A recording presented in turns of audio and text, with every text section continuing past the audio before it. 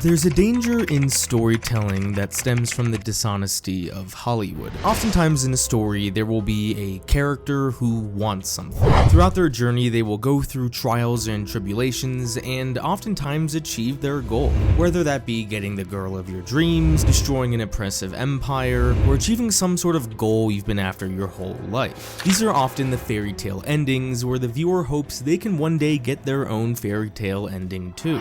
The dangers of this kind of storytelling comes from the fact that these stories often end here at the point the character accomplishes their goal, but that's not how the real world works. Almost every time, accomplishing your goals won't give you the satisfaction you thought it would give. One of my favorite ideas to explore in a story is when a character finally achieves everything but realizes they have nothing. In Avatar: The Last Airbender, Prince Zuko spent 2 full seasons doing everything that he could to gain his father's love. When he finally gets it, he realizes that's not what he really wanted, and his father's love leaves him feeling empty. In Soul, Joe Gardner spent his whole life dreaming of playing piano for a popular jazz band. When he finally gets the gig, he feels empty because it's not what he thought it would be like. The reason this is my favorite type of story is because it explores the conflict within the human heart.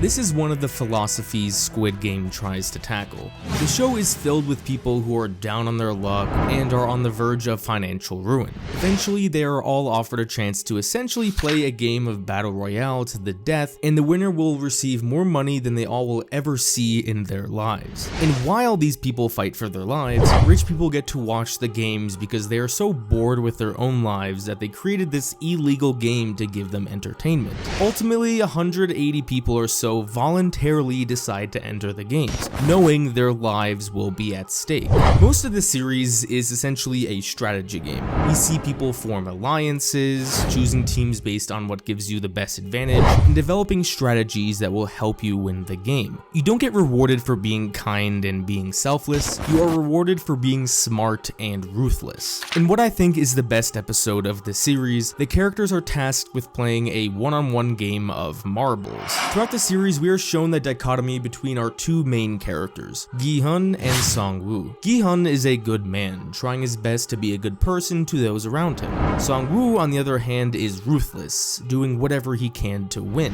often taking advantage of good-hearted people to advance to the next round. In probably the most emotional scene in the series, Gi-hun abandons his morals and takes advantage of the fact that his opponent is someone with dementia, and is able to use that to win the game.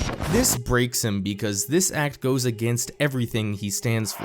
In the end, Gi-hun is able to win the games, and he gets all the money he could ever dream of. But because of all the pain he felt throughout the games, and all the people who he got to know who died, he is left more depressed than ever because achieving his dreams ultimately still left him feeling empty. He lost one of his closest friends while in the games, and while he was playing, his mother passed away.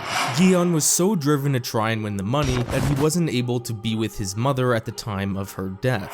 1 year after Gi-hun won the games, we get what I feel is the thematic climax of the show. Remember the old man with dementia that he took advantage of? Well, it turns out that he is actually mega rich and was behind the games this entire time. We learn he created the games because he felt even after achieving immense wealth, his life felt empty and boring, and the games would bring him that entertainment. He also has the belief that all people are inherently selfish and will always do what's in their best interest when it matters most.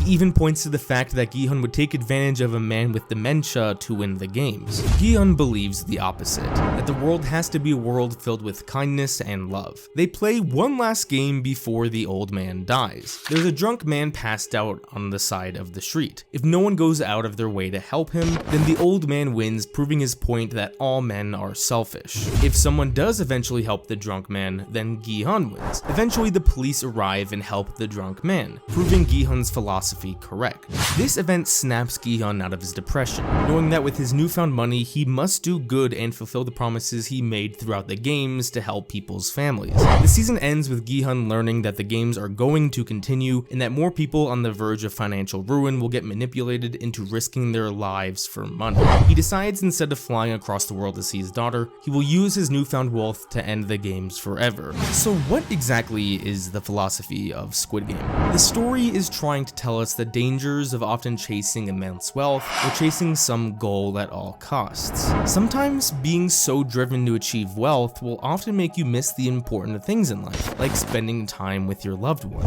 455 people signed up for the games, and 454 of them died trying to win the money, and the one person who did live was more depressed than ever.